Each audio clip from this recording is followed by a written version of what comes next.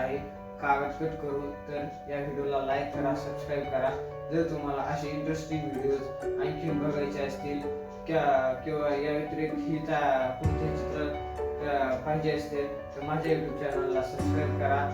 तर चला सुरू करूया.